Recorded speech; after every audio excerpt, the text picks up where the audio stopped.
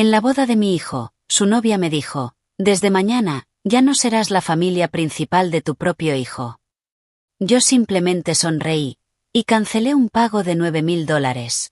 A la mañana siguiente, ella vino corriendo a mi casa. Buen día, queridas oyentes. Soy Louisa otra vez. Me alegra que estén aquí conmigo. Denle me gusta a este vídeo. Escuchen mi historia hasta el final y cuéntenme desde qué ciudad me escuchan. Así puedo ver hasta dónde ha llegado mi historia. Mi nombre es Margaret Arwell, pero todos los que me quieren me llaman Margie. Tengo 64 años. Vivo en una casa color amarillo pálido en Sycamore Drive, en Columbus, Ohio. Y durante la mayor parte de mi vida adulta, la verdad más importante sobre mí fue esta. Yo era la madre de Tyler. No es algo triste de decir. Tuve una carrera, 22 años como administradora de hospital. Tuve amistades, un club de lectura, un jardín que cada primavera se volvía más ambicioso. Después de que mi esposo Richard muriera de un infarto hace 11 años, reconstruí mi vida con cuidado y en silencio. Como se reconstruye cualquier cosa que realmente importa. Pero Tyler, mi único hijo, mi chico serio y de buen corazón, él era el hilo que atravesaba todo. Me llamaba todos los domingos. Viajaba desde Cleveland para Acción de Gracias sin falta. Cuando en su empresa lo hicieron socio a los 33 años, me llevó a cenar al mejor restaurante de Columbus, y se emocionó al brindar por la memoria de su padre. Ese era Tyler. Eso éramos nosotros. Así que cuando me llamó en la primavera del año pasado para decirme que se iba a casar, yo también lloré. Pero de felicidad. Le pregunté por ella. Crystal, dijo. Crystal Marrow. Llevaban juntos 14 meses. Sonaba feliz, de una forma que no le escuchaba desde antes de que Richard falleciera. Le dije que no podía esperar a conocerla. La conocí 6 semanas después, en un brunch de domingo que Tyler organizó en su departamento en Cleveland. Tenía 31 años. Rubia, bonita, de una forma pulida que me recordaba a una vidriera de tienda. Todo perfectamente colocado. Me abrazó en la puerta con ambos brazos y dijo: «He oído mucho sobre usted, Margaret». Y su sonrisa era amplia y cálida, pero incluso entonces noté algo a través de esa calidez. Me llamó Margaret, no Margie. Tyler seguramente le había dicho que todos me llamaban Margie. Era un detalle pequeño. Pero lo guardé. Con el paso de los meses, esos pequeños detalles se acumularon. Crystal reorganizó las llamadas de los domingos. De repente, Tyler empezó a llamarme los sábados por la mañana, brevemente, muchas veces con ella de fondo diciendo que tenían planes. Empezó a responder preguntas que Tyler me hacía a mí. Cuando mencioné a Richard en una cena, ella desvió la conversación hacia su propia familia en menos de 30 segundos. Nunca lo hacía de forma grosera. Era demasiado hábil para ser grosera. El compromiso se anunció en septiembre. Tyler me preguntó en privado si podía ayudar con los gastos de la boda. Él y Crystal habían encontrado una casa que les encantaba, una casa colonial de 4 dormitorios en un buen distrito escolar. Pero entre la entrada y la boda, estaban ajustados. Dije que sí antes de que terminara la frase. Por supuesto que dije que sí. Era mi hijo. Transferí $90,000 a una cuenta conjunta que Tyler había creado, $55,000 para la boda, $35,000 para la entrada de la casa. La boda fue el 14 de junio, un sábado, en un viñedo a las afueras de Cleveland. Fue hermosa. De esas tardes que parecen una fotografía incluso antes de tomarlas. Luz dorada, flores blancas, un cuarteto de cuerdas. Llevé el vestido que había elegido con la aprobación de Tyler, azul claro. Bailé con mi hijo después de la ceremonia y pensé: esto es suficiente. Pase lo que pase después, este momento es suficiente. Y entonces llegó la cena de la recepción. Me sentaron en la mesa principal de la familia, naturalmente. La madre de Crystal, Denise, una mujer de hombros rígidos de Phoenix, se sentó frente a mí y pasó gran parte de la cena haciéndome preguntas bastante directas sobre las finanzas de la familia Arwell, con un tono disfrazado de curiosidad. Respondí con cuidado. Después de todo, Soy una mujer que pasó 22 años administrando presupuestos hospitalarios. Sé cuándo me están evaluando. Fue casi al final de la noche. Tyler se había ido a hablar con sus amigos de la universidad al otro lado del salón. Crystal apareció a mi lado. Seguía con su vestido, ya sin velo. Su expresión era distinta ahora, más tranquila, más firme.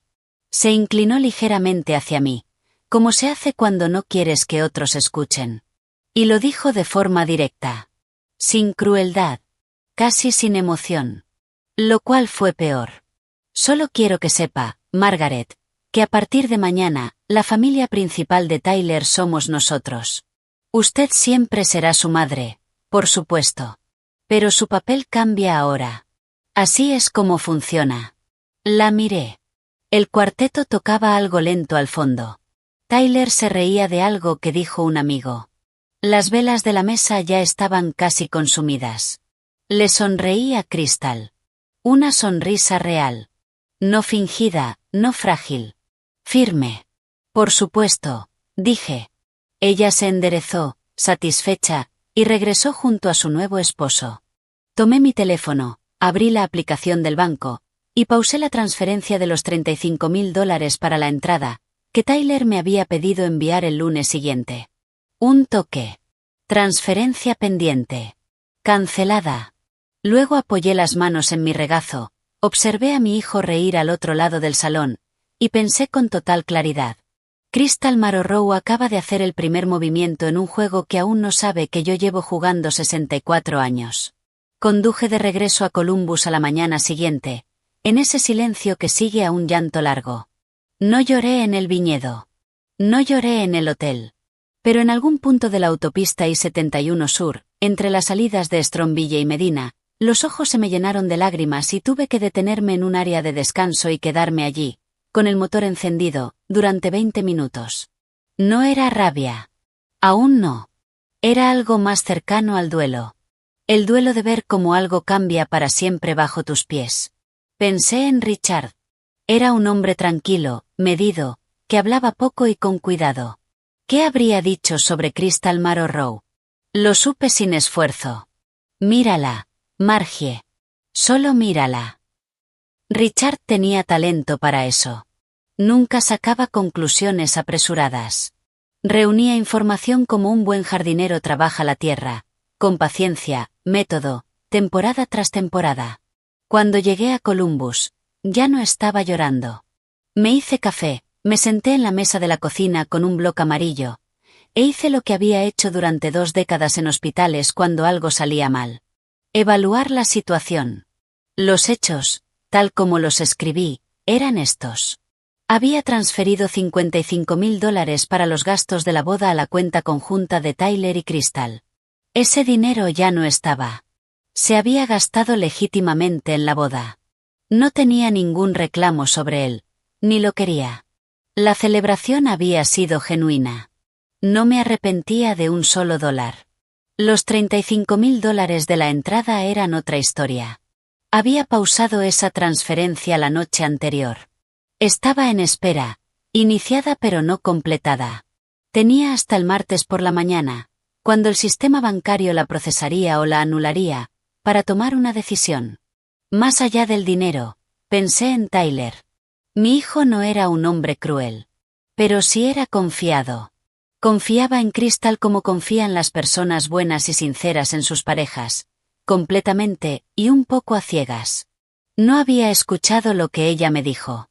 No sabía que su esposa había informado a su madre, 12 horas después de casarse, que su rol en su vida había sido formalmente reclasificado. ¿Crystal actuó sola? ¿Estaba Denise involucrada, esa mujer afilada de Phoenix que había pasado la cena catalogando mis bienes? Escribí ambos nombres en el papel, y tracé una línea entre ellos. Luego vino la pregunta más difícil, la que me llevó más tiempo escribir. ¿Tyler era cómplice? ¿Sabía lo que Crystal planeaba decir? ¿Lo había aceptado, aunque fuera en parte? No lo creía. No el Tyler que lloró al brindar por su padre. Pero también sabía que las personas enamoradas son capaces de adaptaciones que ni siquiera reconocen en sí mismas. Quizás Crystal lo había moldeado poco a poco, como el agua moldea la piedra, sin que él notara el cambio. Esa posibilidad me asustaba más que sus palabras. El plan que empezó a formarse no trataba solo del dinero, aunque el dinero importaba. Trataba de algo más grande. La verdad. Necesitaba saber qué era realmente Crystal Marrowrow, antes de entregarle las llaves, literal y figurativamente, del futuro de mi hijo. Necesitaba información. Necesitaba actuar no desde la emoción, sino desde la evidencia. Primero, no iba a enviar los $35.000, todavía no hasta entender con qué estaba tratando. Segundo, no le diría nada a Tyler de inmediato. Necesitaba que se comportara con naturalidad junto a Crystal. Si sabía que yo estaba preocupada, se lo diría, y fuera lo que fuera Crystal, era evidente que era cuidadosa. Ajustaría su comportamiento. No podía permitirme eso. Tercero, empezaría a observar de una manera que no me había permitido antes. Porque había estado tan ansiosa por quererla, tan decidida a no ser la típica suegra difícil, que había ignorado mis propios instintos una y otra vez. Eso se terminó.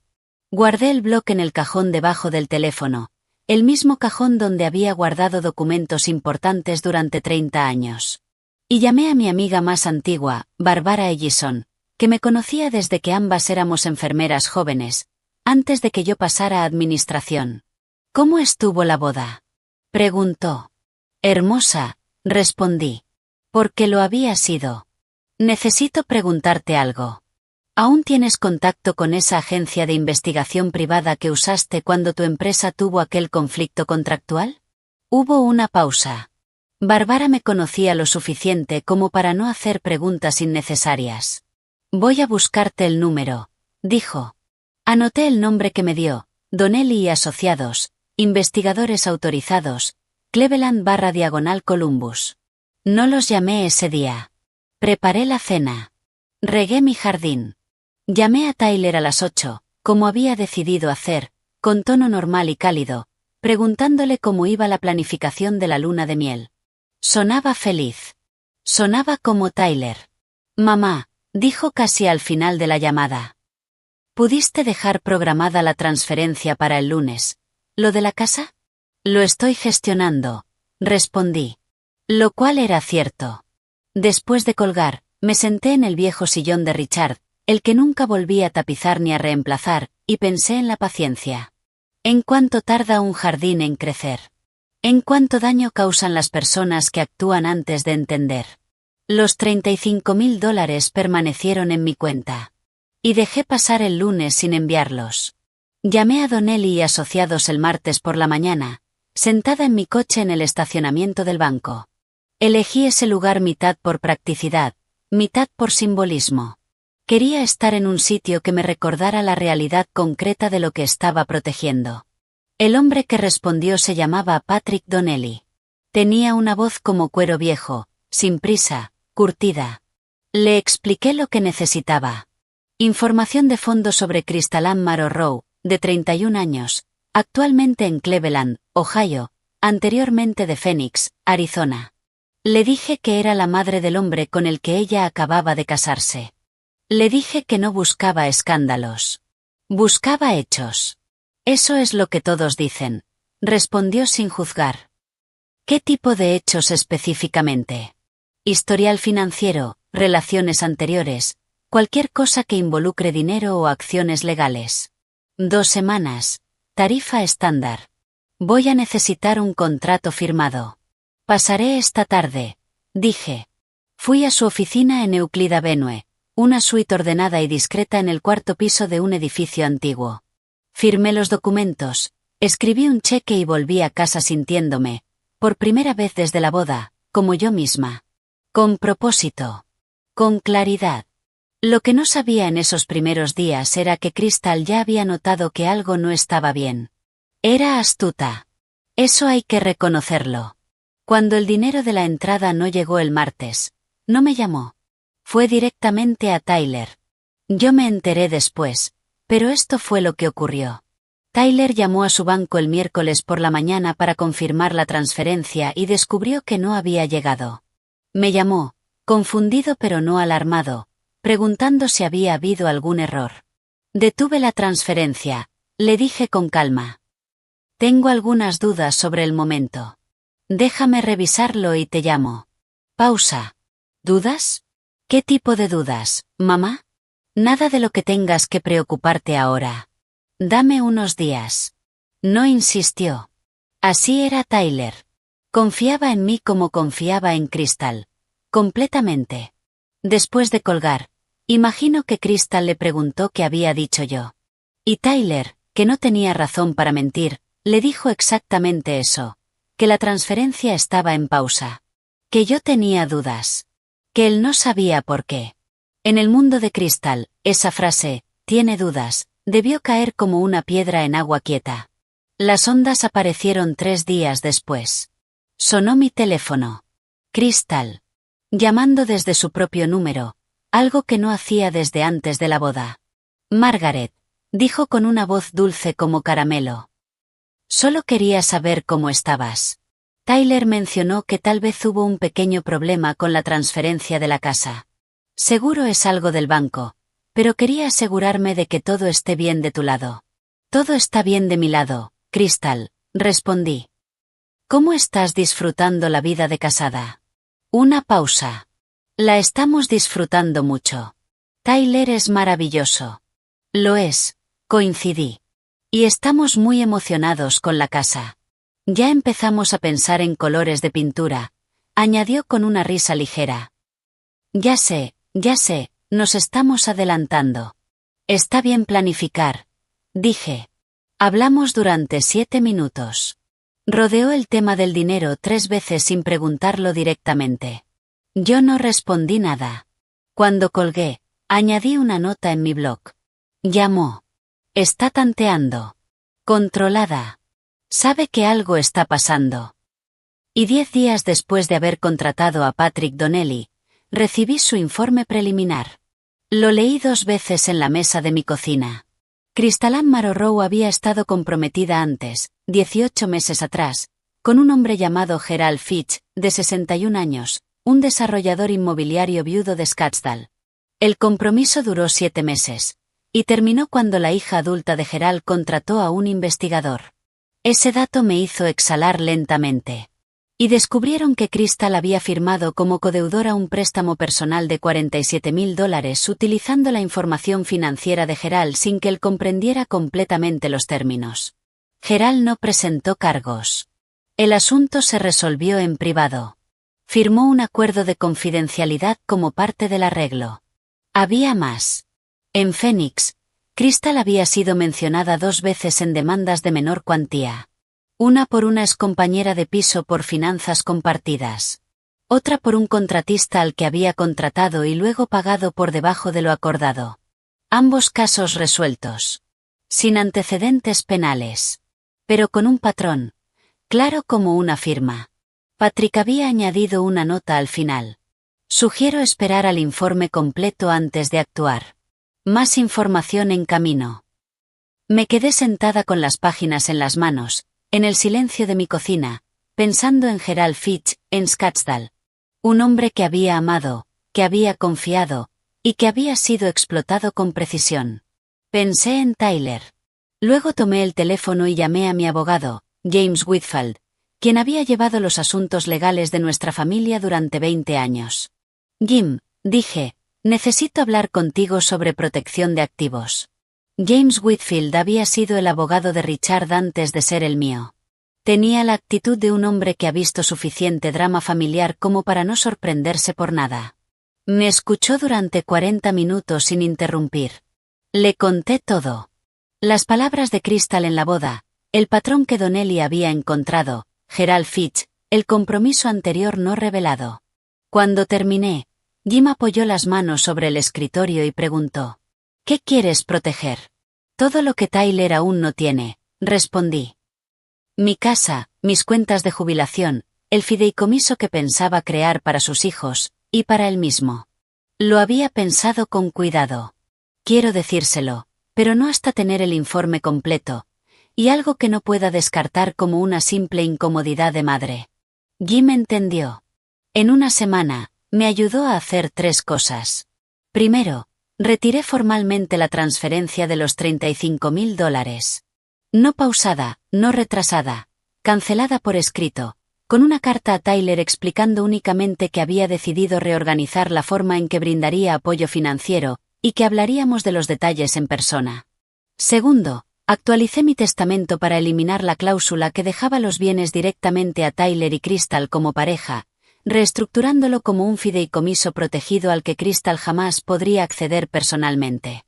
Tercero, abrí una cuenta separada a nombre de Tyler directamente, sin acceso conjunto, sin derechos conyugales, y comencé a transferir allí una parte de mis ahorros líquidos. Nada de esto era secreto. Nada de esto era ilegal. Era simplemente lo que hace una mujer con formación financiera y un buen abogado cuando tiene motivos para ser cautelosa. Pero la cautela tiene un sonido. Y Crystal lo escuchó. No sé exactamente cómo se enteró de la reestructuración del testamento, aunque tengo mis sospechas sobre un contacto en común que trabajaba en el despacho de Jim y conocía socialmente a la madre de Crystal. Sea como sea, un jueves por la noche, 3 semanas después de la boda, sonó el timbre de mi casa. Crystal y Denise estaban en mi puerta. Abrí, y las miré a ambas. Crystal llevaba un blazer, como si se hubiera vestido para una reunión. Denise llevaba unos pantalones de lino, gafas de sol sobre la cabeza y la mandíbula tensa. Detrás de ellas, la luz del atardecer era cálida e indiferente. «Tenemos que hablar», dijo Crystal. Me hice a un lado y las dejé pasar. Nos sentamos en el salón, Crystal y Denise en el sofá, yo en el sillón de Richard.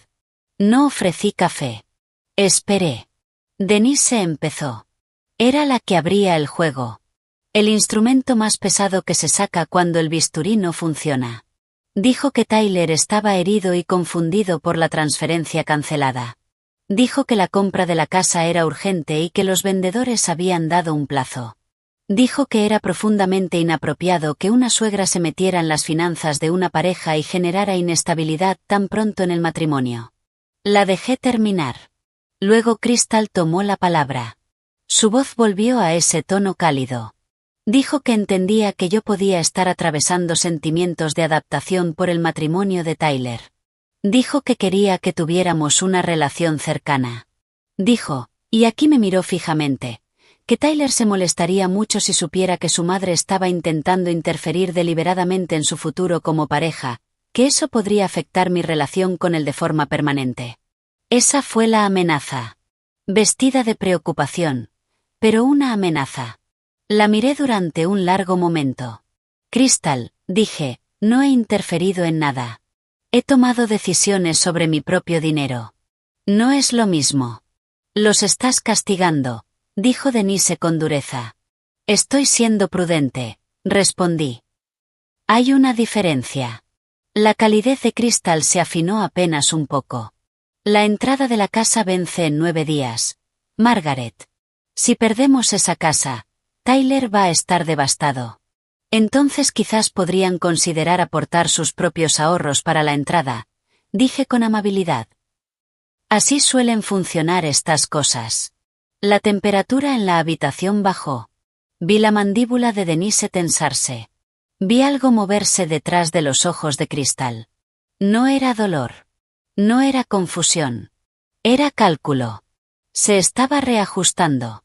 Se fueron 20 minutos después, tras 2 intentos más de redefinir mi cautela como crueldad y mi prudencia como agresión. Ninguno de los dos lo acepté. Las acompañé hasta la puerta, me despedí con toda la calidez genuina que sentía por la vereda en la que estaban paradas, y cerré suavemente. Luego fui a la cocina, me senté, y mis manos temblaron durante 1 minuto entero. No por miedo. Por el esfuerzo sostenido de mantenerme firme mientras me empujaban. Ese tipo de firmeza exige todo lo que tienes. Esa noche llamé a Barbara y le conté lo que había pasado. Y luego hice algo que no hacía desde hacía años. Me tomé 4 días. Conduje hasta la casa de mi hermana en Astland, a 1 hora y media hacia el sur, donde había un porche, un arroyo, y nadie que me pidiera nada. Trabajé en el jardín. Dormí 9 horas cada noche. Me permití simplemente ser, durante 4 días, una mujer sentada junto al agua. En la mañana del quinto día, regresé a Columbus, y encontré el informe completo de Patrick Donnelly en mi buzón. El informe tenía 41 páginas. Preparé té, me senté en la mesa de la cocina, y lo leí todo. Patrick Donnelly era meticuloso. Además de lo que ya indicaba el informe preliminar, el reporte completo incluía registros bancarios obtenidos a través de archivos públicos, un documento judicial del caso en Scottsdale, 3 entrevistas con personas que pidieron permanecer en el anonimato, y el elemento que me hizo dejar la taza sobre la mesa. Una copia de una conversación por mensajes, obtenida legalmente a través de una de las fuentes, en la que Crystal y Denise discutían, 6 semanas antes de la boda, el valor aproximado de la herencia que Tyler recibiría de mí. La estimaban en $400,000. No estaban lejos. En esa conversación, Denise escribió: la clave es el momento. Poner la casa a nombre de ambos inmediatamente. Establecer finanzas conjuntas, y el resto se da solo. Crystal respondió con una sola palabra. Exacto. Leí ese intercambio 4 veces. No porque lo necesitara. Lo entendí al instante. Sino porque quería sentir todo su peso antes de decidir cómo usarlo. ¿Era esto un delito? No claramente. La gente habla de dinero. La gente se casa considerando aspectos financieros. Eso ha sido así desde siempre. Pero no era amor. Ni siquiera se acercaba al amor. Era un plan de negocio ejecutado sobre mi hijo. Me quedé con ese pensamiento durante mucho tiempo. La semana siguiente, Crystal volvió a llamarme. Esta vez, su voz era diferente. Más suave. Un poco más vulnerable. Como si hubiera ensayado un personaje distinto. Dijo que había estado reflexionando. Dijo que creía que habíamos empezado mal, ella y yo, y que eso no era lo que quería. Dijo que Tyler me extrañaba, lo cual me resultó curioso, porque había hablado con Tyler 3 veces esa semana y no había notado ninguna tristeza. Dijo que quería invitarme a Cleveland para pasar un fin de semana largo juntas, conocernos de verdad. Es una invitación muy amable, respondí. Lo digo en serio, Margaret. Quiero que estemos unidas. Consideré la invitación desde varios ángulos en los 5 segundos de silencio que siguieron. Estaba diseñada para acercarme, suavizarme, posiblemente para obtener información sobre lo que yo pensaba. También existía la posibilidad, pequeña pero real, de que yo estuviera equivocada. De que esa conversación tuviera una explicación. De que la historia con Gerald Fitch tuviera otra versión que yo no conocía. El problema era que ya no podía permitirme esa posibilidad. No después de 41 páginas. Me encantaría que vengan ustedes aquí en algún momento pronto, dije, redirigiendo. Déjame revisar mi agenda y vemos una fecha. Nunca encontré una fecha. 3 días después, Crystal y Denise pasaron en coche por mi casa. Lo sé porque mi vecina Ellen, que pasea a su retriever a las 7 de la mañana y observa todo, me dijo que había visto un Lexus plateado, el mismo que conduce Crystal, detenido frente a mi casa durante varios minutos antes de irse. Estaban observando. Y saber que estaban observando, curiosamente, me dio claridad. Me indicó que la presión volvería. Esa semana hice algo que debería haber hecho antes. Le conté todo a Bárbara. No la versión editada que le había dado antes. Todo. La conversación por mensajes, Gerald Fitch, el testamento modificado, la visita de Crystal y Denise, todo. Bárbara se sentó frente a mí en su mesa de cocina y escuchó. Y cuando terminé, puso su mano sobre la mía y dijo: Margie, eres una de las personas más claras que conozco.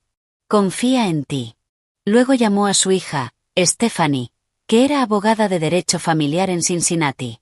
Stephanie aceptó asesorarme de manera informal, revisó todo lo que le mostré y confirmó que lo que estaba haciendo, proteger mis activos y reunir pruebas antes de involucrar a mi hijo, no solo era legalmente correcto, sino, en su opinión profesional, el orden adecuado. No hables con Tyler todavía, me aconsejó. Necesitas tener el panorama completo antes de incluirlo. De lo contrario, se convierte en una discusión entre tus sentimientos y los de Crystal. Y esas discusiones nunca terminan bien para quien dice la verdad. Tenía razón. Yo ya lo sabía antes de que lo dijera. Pero hay una diferencia entre saber algo en soledad y que alguien más, sin interés personal, lo confirme. A eso se le llama apoyo. Salí de la casa de Bárbara más liviana. No feliz. No había nada feliz en esa situación. Pero sí firme. Preparada. Vinieron un sábado por la tarde, 3 semanas después, sin avisar. Yo estaba en el jardín cuando el coche se detuvo. El Lexus plateado, tal como lo había descrito Ellen. Llevaba guantes y tenía tierra en las rodillas. No corrí a entrar para arreglarme. Me quité un guante, me levanté de donde estaba plantando dalias, y esperé.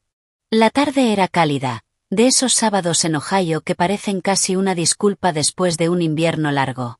Recuerdo haber pensado que era un mal día para aparecer en casa ajena sin invitación. El buen clima hace que la gente se sienta con derecho a ciertas cosas. Crystal entró primero por la puerta del jardín.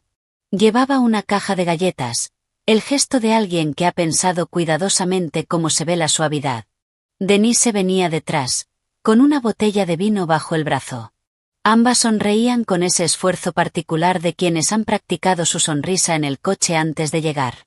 Deberíamos haber llamado, dijo Crystal con una voz que dejaba claro que sabía perfectamente lo que hacía al no hacerlo. Pero temía que, si llamaba, encontrarías una excusa para decir que estabas ocupada. Necesitaba verte. Me quité el otro guante. Pasen. Preparé café. Porque necesitaba hacer algo con las manos. Y porque ofrecer hospitalidad es un hábito que nunca he perdido, incluso cuando debería. Nos sentamos en la mesa de la cocina, la misma mesa donde había tomado todas las decisiones importantes durante el último mes. Y Crystal comenzó. Dijo que estaba preocupada por Tyler. Dijo que estaba estresado, que la compra de la casa se había caído cuando los vendedores aceptaron otra oferta, y que él estaba intentando sostener todo sin demostrarlo. Dijo que nunca lo había visto tan distante. Rozó el borde de su taza de café mientras hablaba, y sus ojos se suavizaron por un instante. Y era buena. Quiero decirlo claramente. Era realmente buena en esto. Había hablado con Tyler 4 días atrás y sonaba como siempre, pensé. Pero escuché. Entonces dijo algo que cambió por completo el tono de la conversación. Dijo que sabía que yo tenía dudas. Pronunció esa palabra como quien usa un término educado para algo profundamente incómodo. Dijo que lo entendía. Pero que, fuera lo que fuera que yo había oído, creído ver o creído descubrir. Aquí me miró con una expresión perfectamente calibrada entre el dolor y la paciencia. No era toda la historia. Que las cosas pueden sacarse de contexto. Que había cometido errores cuando era más joven. Que ya no era esa persona. Que había crecido. Que había cambiado.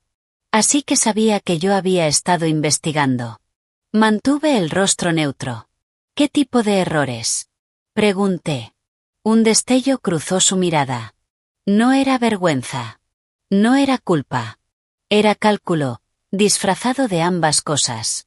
Había preparado esa respuesta. No fui cuidadosa con el dinero cuando era joven, dijo. Tomé malas decisiones en una relación anterior, pero Tyler lo sabe. Le conté todo. ¿De verdad? Hice una nota mental. Preguntarle a Tyler con cuidado, sin inducirlo, si eso era cierto, y en qué nivel de detalle. En ese momento intervino Denise.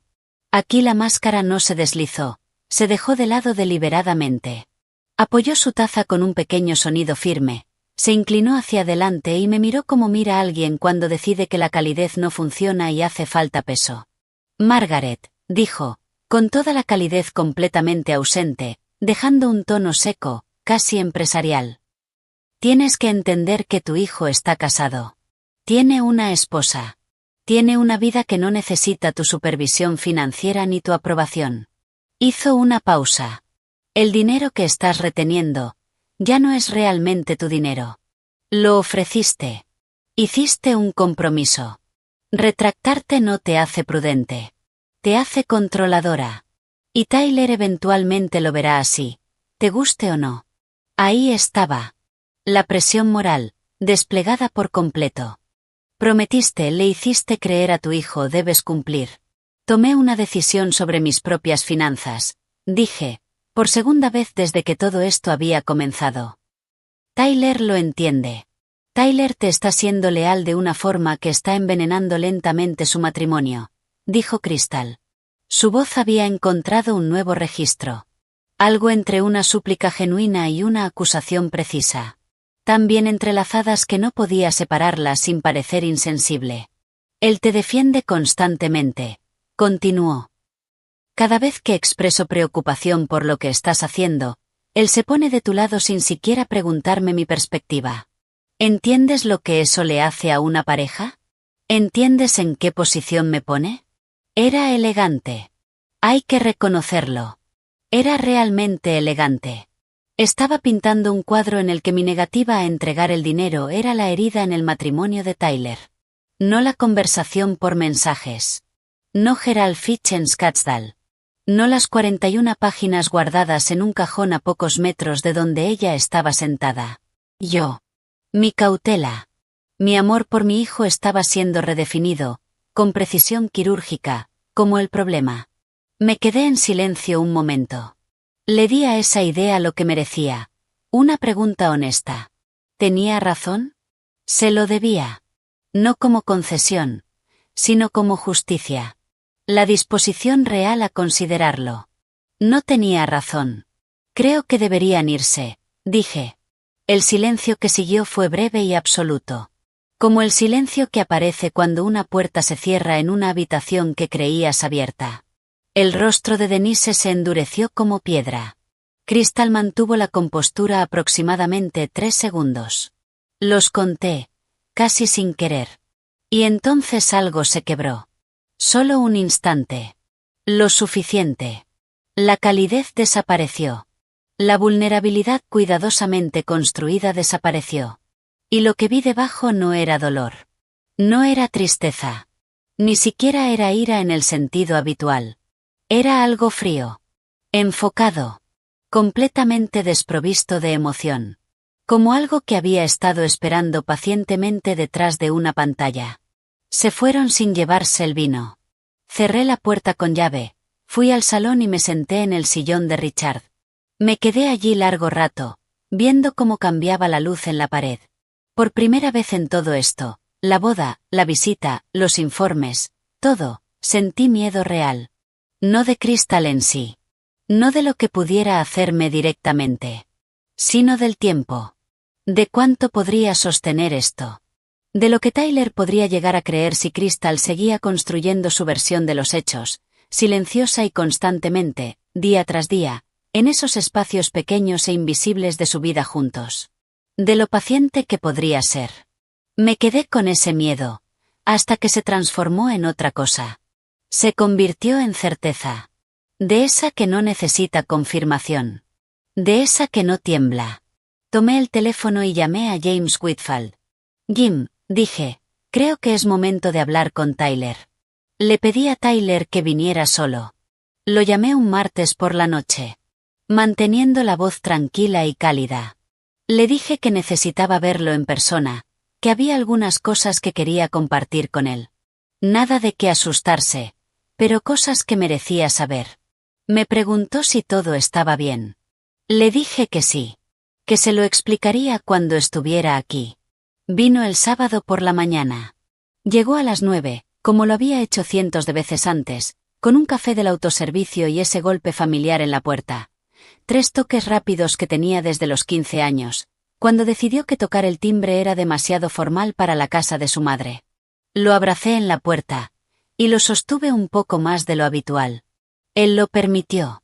Se veía cansado. No un cansancio dramático. No el de una crisis. Sino ese cansancio lento que se acumula cuando algo en tu vida no está bien, y has sido demasiado leal como para nombrarlo. Lo noté de una forma que no había podido notar por teléfono. Nos sentamos en la mesa de la cocina. Había preparado todo como preparaba las presentaciones de presupuesto para el directorio del hospital. Ordenado, factual, sin nada innecesario. Una carpeta marrón. Páginas numeradas. Los informes preliminar y completo de Donnelly en orden cronológico. La impresión de la conversación por mensajes, con los fragmentos relevantes resaltados en amarillo. No por dramatismo, sino para que pudiera encontrar lo importante sin tener que buscar. La documentación del acuerdo de Gerald Fitch, obtenida de los registros públicos de Scottsdale. Y una línea de tiempo que había armado yo misma, comenzando con las palabras de Crystal en la boda y terminando con la visita de Crystal y Denise 3 semanas atrás. Puse la carpeta frente a Tyler. Y dije: antes de que la abras, quiero que sepas que te amo sin condiciones. Que nada de lo que hay aquí cambia eso. Y que te lo muestro porque mereces tomar decisiones sobre tu vida con toda la información. No mi interpretación, los documentos. Miró la carpeta. Luego a mí. Mamá, ¿qué es esto? Ábrela, dije con suavidad. Leyó durante 22 minutos. Yo me quedé sentada frente a él, sin hablar. Era un lector cuidadoso. Siempre lo había sido. De los que terminan la página antes de levantar la mirada. De los que llegan hasta el final antes de reaccionar. Vi la confusión convertirse en atención. La atención en silencio. Y el silencio profundizarse cuando llegó a la conversación por mensajes.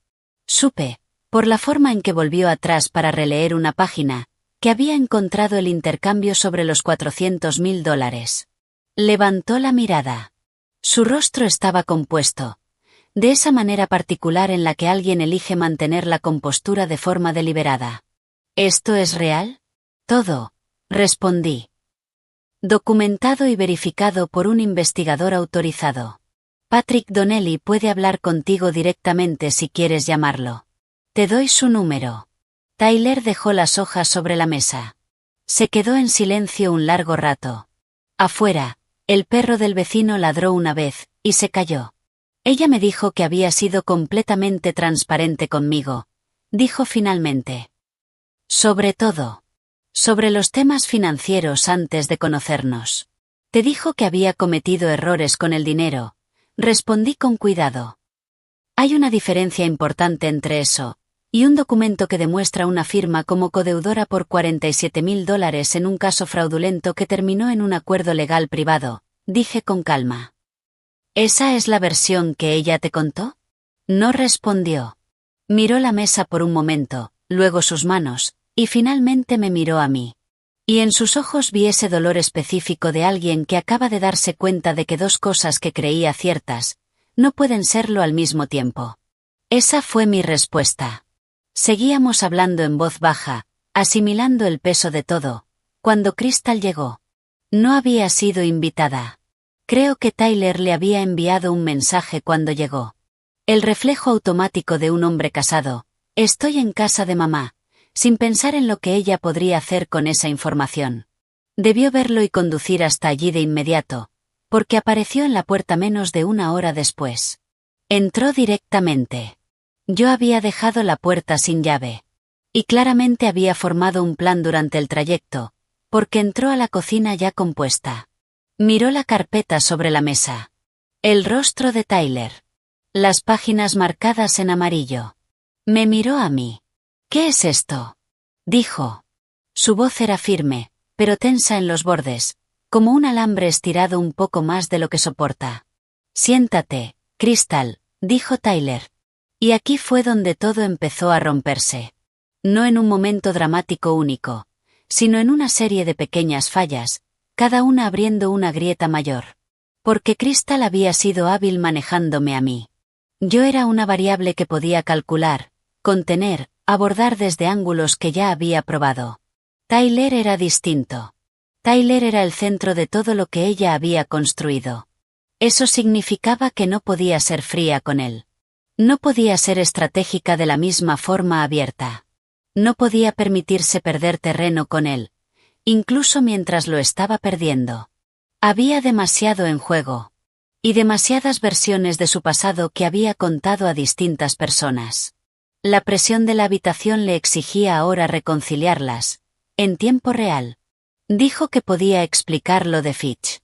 Tyler preguntó, en voz baja y sin acusación, porque se lo había descrito solo como algunas malas decisiones financieras con una expareja. Ella dijo que eso era la verdad, que la firma como codeudora había sido un malentendido exagerado. Tyler leyó en voz alta parte del documento judicial. Crystal dijo que la fuente era parcial. Tyler preguntó qué parte específica era incorrecta. Ella dijo que todo estaba sacado de contexto. Él preguntó cuál era el contexto. Ella dijo que necesitaba tiempo para explicarlo bien, que era complicado, que estaba siendo atacada. ¿Cuánto tiempo necesitabas para explicarlo antes de que nos casáramos? Preguntó Tyler. No levantó la voz. Y eso fue peor. La cocina quedó en silencio. Un silencio largo. Limpio. Yo no dije nada. Ya había dicho todo lo que tenía que decir con esa carpeta. Esto ya no era mi conversación. Era entre un esposo y una esposa. Y yo, era testigo. El teléfono de Crystal sonó 3 veces en los siguientes 20 minutos. Era Denise. En la cuarta llamada, Crystal salió a atender. La observé por la ventana de la cocina, de pie en el porche trasero, una mano apoyada con fuerza sobre la baranda de madera, escuchando. Cuando volvió a entrar, su postura había cambiado. Más rígida. Hombros hacia atrás. Mentón en alto. Denise le había dado instrucciones. Endurecerse. Cambiar el enfoque. Pasar al ataque. Crystal se sentó nuevamente, y probó otro enfoque. Dijo que toda esta situación era una trampa. Que yo había contratado a alguien para desenterrar información perjudicial porque nunca la había aceptado realmente.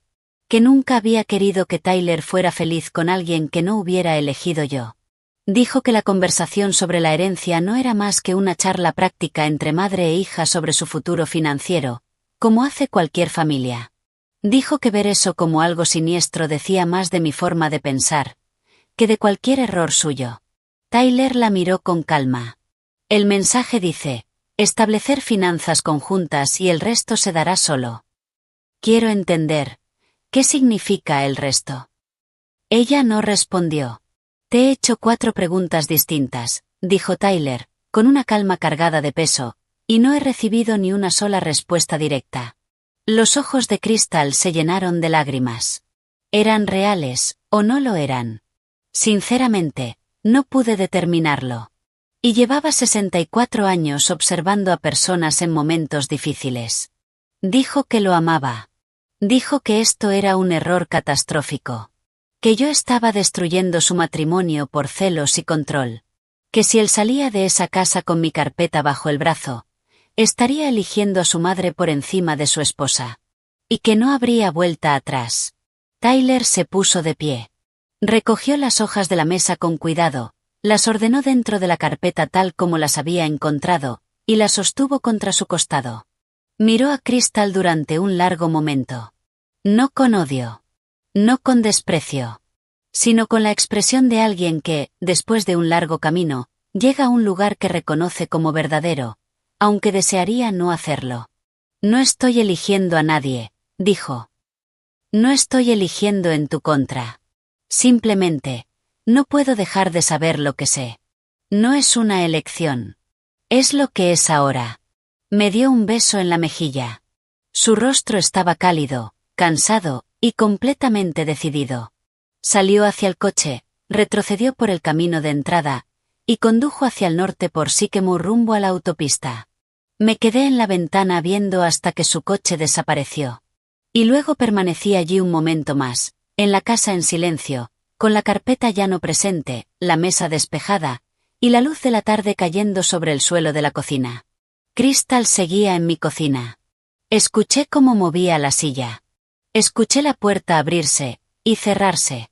Fui y la cerré con llave.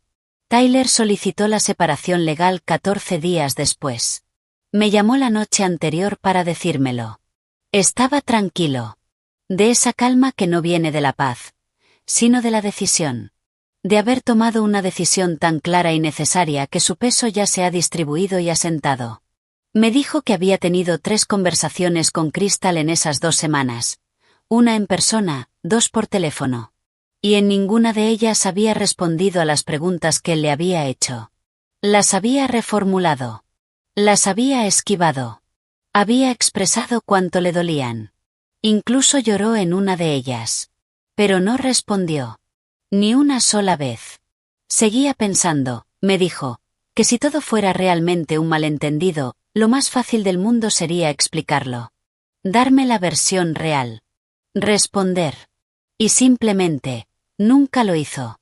No, dije. No lo haría. No dije, te lo dije. Y quiero dejar eso claro. No porque estuviera midiendo mis palabras, sino porque habría sido lo incorrecto. Tyler estaba de duelo. Su amor había sido real. El cuidado que puso en esa relación, el futuro que imaginó, el hombre que intentó ser dentro de ella, todo eso era real.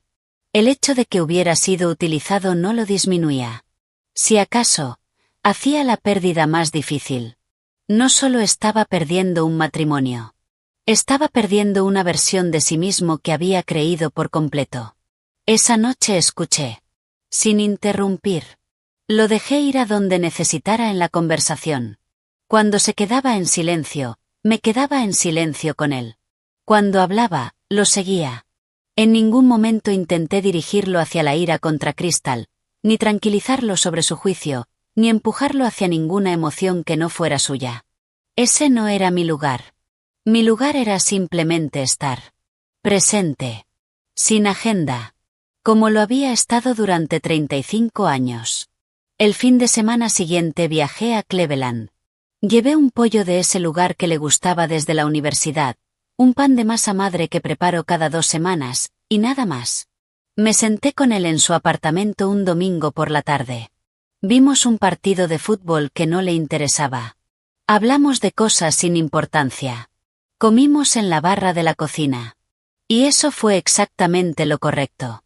No todo el apoyo necesita anunciarse. El proceso legal, según los estándares de Ohio, fue relativamente sencillo. James Whitfield manejó mis intereses y recomendó a un abogado de familia para Tyler, que él utilizó. Habían estado casados 43 días. No había hijos. No había bienes en común. La compra de la casa nunca se concretó. El título nunca se transfirió. Los $55,000 que aporté para la boda se gastaron y no eran recuperables. Y eso lo había aceptado desde el momento en que cancelé la transferencia. Nunca esperé volver a ver ese dinero. Había pagado flores, música, y una cena en la que mi hijo fue genuinamente feliz. Y lo archivé como el costo de una experiencia, y lo dejé ir. Crystal no tenía ningún derecho sobre mis bienes, ni sobre el fideicomiso reestructurado, ni sobre las cuentas de jubilación, ni sobre la casa en Sycamore Drive, ni sobre los $35,000 que habían permanecido en la cuenta exclusiva de Tyler desde junio. Jim se había asegurado de que cada una de esas protecciones fuera legalmente impecable antes incluso de que yo hablara con Tyler. El abogado de Crystal envió una carta intentando argumentar que mi transferencia cancelada constituía un contrato verbal exigible, que había hecho una promesa de donación que no podía retirar unilateralmente. Jim respondió en 11 páginas. Adjuntó la ley correspondiente de Ohio sobre donaciones irrevocables, la cronología documentada que demostraba que la transferencia había sido cancelada antes de que se concretara cualquier operación inmobiliaria o se transfiriera algún título, y un resumen factual de las circunstancias que habían motivado mi decisión. El argumento no tenía base legal. Y sospecho que el propio abogado de Crystal lo sabía antes de enviar la carta. Es una táctica común. Se envía la carta, se observa si la otra parte titubea y, si lo hace, se intenta negociar. Nosotros no titubeamos. No hubo seguimiento. Denise me llamó una vez durante ese periodo. Era un jueves por la tarde. Yo estaba lavando los platos cuando vi su número en el teléfono. Lo reconocí, y dejé que pasara al buzón de voz. Dejó un mensaje de 3 minutos y 41 segundos. Sé la duración porque la medí, sentada en la mesa de la cocina con una taza de té, escuchándolo completo. Habló de mi sabotaje deliberado a la felicidad de su hija, de cómo manipulaba las emociones de Tyler con pruebas fabricadas, de mi rencor disfrazado de preocupación maternal, de mi historial de comportamiento controlador y de mi fracaso fundamental como suegra y como ser humano. Usó la frase: te vas a arrepentir de esto 2 veces. Una al principio y otra al final. Una frase que funcionaba tanto como argumento inicial, como conclusión. Guardé el mensaje sin responder. Se lo envié a Jim con una nota breve. Él lo añadió al expediente. Quiero decir algo con claridad sobre lo que estuve haciendo durante todo ese tiempo, porque importa para entenderlo ahora. Mirándolo en retrospectiva, nunca estuve intentando ganar nada. No había trofeo al final de esto. No había una versión en la que yo saliera victoriosa y sin consecuencias. El matrimonio de mi hijo había terminado, mi hijo estaba sufriendo, $55,000 que había ahorrado durante décadas, habían desaparecido. Nada de eso era una victoria. Lo que hice, desde el momento en que me senté en la mesa de mi cocina con el bloc amarillo la mañana después de la boda, fue proteger algo. Y hay una diferencia fundamental entre intentar ganar y proteger. Esa diferencia define cada decisión que tomas. Quien intenta ganar, escala, arriesga, busca ventaja. Quien protege, se queda quieto. Espera, verifica, actúa solo cuando la acción es clara, limpia, y no puede ser usada en su contra. Yo me mantuve firme durante 4 meses. Me moví con cuidado, con intención, siempre dentro de mis derechos legales y morales. Y cuando todo terminó, no había nada que Crystal ni Denise pudieran apelar, disputar o reinterpretar. El terreno en el que estaba era sólido. El divorcio se finalizó en octubre. Rápido. Sin disputa. Sin drama. La mañana en que Jim me llamó para decirme que todo había terminado, yo estaba en el jardín trasero removiendo la tierra para la siembra de otoño. Le agradecí, colgué, y seguí trabajando. Esa noche, Tyler me llamó. Ya terminó, dijo. Lo sé, respondí. ¿Cómo estás? Se quedó en silencio un momento. Como yo mismo, dijo lentamente. Pero como yo mismo. Eso es suficiente, le dije. Tyler, eso es realmente suficiente. Hablamos más de 1 hora. De su trabajo. De un nuevo proyecto en su empresa que lo entusiasmaba con cautela. Recordamos un viaje de pesca que Richard había hecho con él cuando tenía 10 años, a un lago en Michigan, y cómo había atrapado su primer pez y llorado de la sorpresa.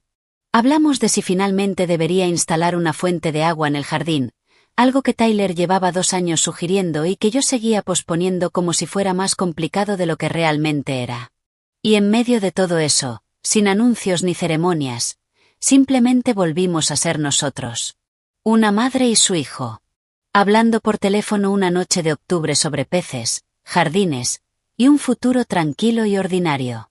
Los $35,000 se los transferí en noviembre, cuando firmó el contrato de alquiler de su nuevo apartamento.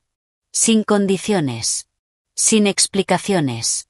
Siempre habían sido suyos. Yo solo estaba esperando a que el terreno fuera lo suficientemente estable como para entregárselos correctamente. La primavera llegó a Sycamore Drive en abril del año siguiente, y mis dalias florecieron mejor que en años. Borgoñas profundos, naranjas intensos, y un lavanda pálido que probé por primera vez. Eso me hizo feliz de una manera simple y limpia.